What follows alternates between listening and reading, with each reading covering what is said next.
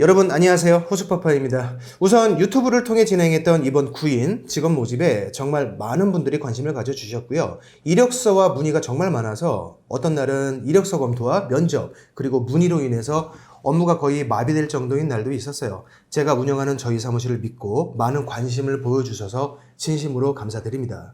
단 2명만을 모집하다 보니까 모든 분들께도 일일이 연락드리지 못해서 죄송한 마음을 갖고 있어요. 오늘 카메라를 켠 이유는 이번 면접에서 물론 제가 아니라 저희 관리이사가 면접을 봤습니다만 하여간 이번 면접에서 과거와는 좀 다른 특이한 현상이 있었기 때문이에요. 면접을 보신 분들, 그 중에서도 실무 경험이 아예 없거나 거의 없는 분들, 그분들 중 모두 다는 아니지만 대부분의 지원자들 입에서 동일하고 특이한 질문이 하나 나왔습니다. 바로 공인중개사들의 부수입과 관련된 질문이에요.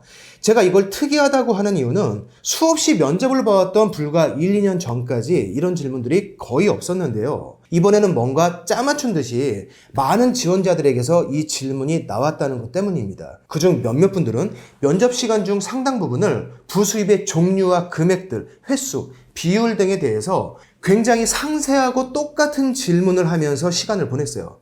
저에게는 이게 굉장히 좋지 않은 현상으로 보입니다. 과거 1, 2년 전까지는 거의 없던 이 부수입에 대한 질문이 특정 기간에 상당수 면접자의 관심사가 되어 있고 그중 일부는 굉장히 디테일하게 동일한 내용을 질문했다는 것 자체가 저는 최근에 어디선가 누군가가 새내기 공인중개사들에게 이런 교육을 하고 있기 때문이라고 생각해요. 물론 공인중개사들의 부수입 있습니다. 영상에서 모두 말씀드리기는 좀 그렇고요. 집을 구해주고 상가를 구해주고 사무실을 구해주는 과정에서 공인중개사가 아닌 다른 전문가들이 필요한 경우들도 당연히 있고요. 그 다른 전문가를 연결해 줬을 때 거기에서 나오는 일종의 소개료가 있겠죠. 소개료가 있는 소개권이라고 해서 그 사람들이 같은 일을 하면서도 고객에게 더 많은 비용을 청구하지는 않습니다. 왜냐하면 그분들도 결국 광고로 고객을 모집하고요. 부동산의 소개로 오는 일거리는 광고비가 들지 않는 일거리이기 때문에 소개해준 중개사에게 광고비만큼의 비용을 소개료로 지불하는 것이에요. 또 요새는 고객들도 대부분 인터넷이나 전화로 비용들을 비교해보기 때문에 소개로 온 고객이라고 해서 더 많은 비용을 청구할 수는 없죠. 이렇게 서로 고객을 소개해주고 약간의 소개료를 받는 것, 이걸 알선 그리고 알선료라고 하는데요. 대부분의 업계에서 있는 일종의 관행입니다. 게다가 중개법인은 이사 등의 과정에서 고객이 필요로 하는 다른 전문가를 알선해주는 행위 자체를 할 수 있도록 법에 명문화되어 있기까지 해요. 문제는 이를 어떻게 배우고 어떤 과정으로 중개가 이루어지고 이 사무실의 특성이나 본인의 역할 등에 관심을 갖는 것보다 알선 행위로 인한 부수입에 더 많은 관심을 갖고 여기에 더 많은 질문을 하는 지원자들이 생각보다 많았다는 점이에요. 새내기 공인중개사들에게 묻겠습니다. 공인중개사 자격증 공부를 왜 시작하게 되었는지 그 처음을 기억하시나요? 공인중개사가 된다면 어떤 일을 어떻게 해나갈지, 나는 어느 정도의 중개사로 성장해 나갈지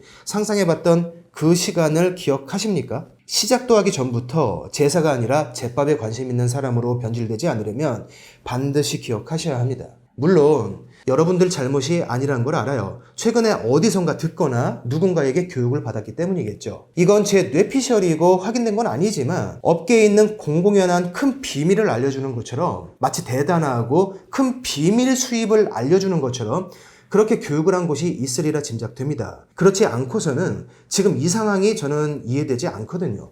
지금은 옛날과 달라서 블로그나 유튜브나 온라인 교육, 오프라인 강의 등을 통해서 법정 실무 교육과 상관없이 중개업 실무 교육을 따로 하는 분들이나 업체들이 생겼죠. 저도 그중 하나고요. 여기에서 알선과 그로 인한 부수입을 알려주는 것은 당연한 일일 수 있어요. 하지만 아직 경험이 없는 사람들에게 그걸 어느 선 이상 강조해버리면 경험이 없는 일부는 그게 마치 대단히 큰 것인 양 오해를 할 수 있습니다. 알선과 부수입을 알려주는 것 자체가 문제라는 것이 아니라 그걸 대단한 비밀 수업인 양 일정 시간과 공을 들여서 가르친다면 주와 객이 뒤바뀌는 오해가 생길 수도 있다는 얘기예요. 사실은 그게 대단한 비밀도 아니고 대단한 수입도 아니죠.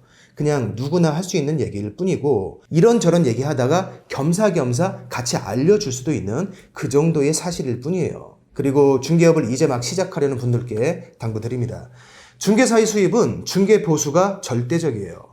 부수입이 아무리 많다 치더라도 주수입인 중개보수에 비하면 쥐꼬리만큼이죠. 주수입이 적은 사람은 계약을 잘 못하는 사람이고 그 사람은 당연히 부수입 역시 없습니다. 처음 시작하는 분들이 관심을 가져야 할 것은 알선으로 인한 부수입이 아니라 내가 어떻게 중개업에 익숙해지고 계약을 많이 할 수 있을 것인가.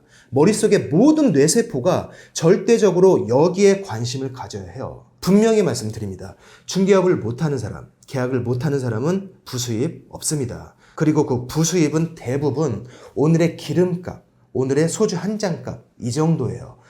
공인중개사가 계약을 통한 중개보수가 아닌 알선으로 인한 부수입으로 떼돈을 번다? 절대로 있을 수 없는 일입니다. 물론 큰 인테리어 공사를 알선하면 수입이 좀 되기도 합니다만 처음 시작하시는 분들은 경험하기 힘들 거예요. 중개를 착실히 배워나가고 이 바닥에서 살아남은 중개사들이 시간이 지나서 훗날 짬밥이 많아졌을 때 아주 드물게 경험할 수 있는 일입니다. 배꼽에 아무리 자신이 있는 사람이라도 배보다 배꼽이 큰 사람은 결코 존재하지 않아요. 처음 시작하는 중개사분들은 내 미래를 위해서 지금 내가 뭐에 초점을 맞춰야 하는지 다시 한번 생각을 정리해 보시기 바랍니다.